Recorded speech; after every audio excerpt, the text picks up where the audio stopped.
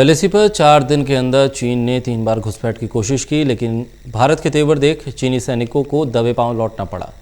इस वजह से एलएसी पर हालात तनावपूर्ण हैं।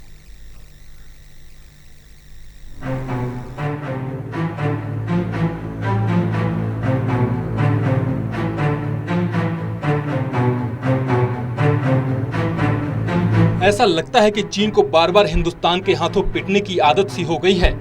हम ऐसा इसलिए कह रहे हैं क्योंकि चीन बार बार घुसपैठ की कोशिश कर रहा है और बार बार भारतीय सेना उसे सबक सिखा रही है। भारत और चीन के बीच लंबे समय से तनातनी चल रही है। कई बार सीमा पर चीन भारत को उकसाने वाले कदम उठा चुका है।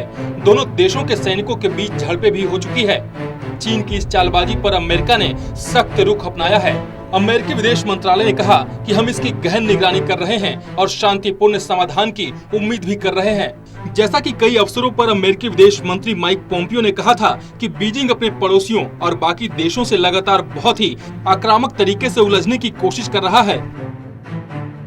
अमेरिकी विदेश मंत्रालय ने कहा कि ताइवान स्ट्रेट से शिनजियांग, साउथ चाइना सी से हिमालय तक, साइबर स्पेस से लेकर इंटर ऑर्गेनाइजेशन तक हम चीनी कम्युनिस्ट पार्टी के साथ लगातार काम कर रहे हैं, जो अपने ही लोगों को दबाना चाहती है और अपने पड़ोसियों को धमकाना चाहती है। केवल इन उकसावों को रोकने का एक ही तरीका है, बीजिंग के खिलाफ खड़ा होना।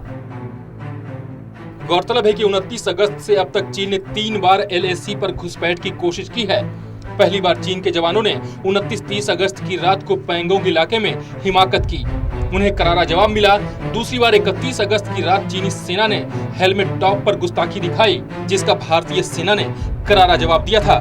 इसके बाद 1 सितंबर को चीनी सेना के जवान अपने चेपुजी कैप से आगे बढ़ना चाहते थे। भारतीय खेमे में इसकी भनक लग गई। जैसे ही चीन की नजर हिंदुस्तान की तैयारियों पर पड़ी, उसे बैकफुट पर जाना पड़ा। सेना की मुस्तैदी की वजह से चीनी सैनिक अपने कैंप में लौट गए।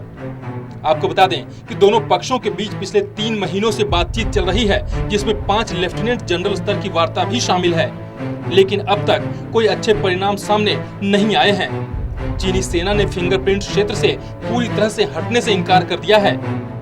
Special desk, total TV.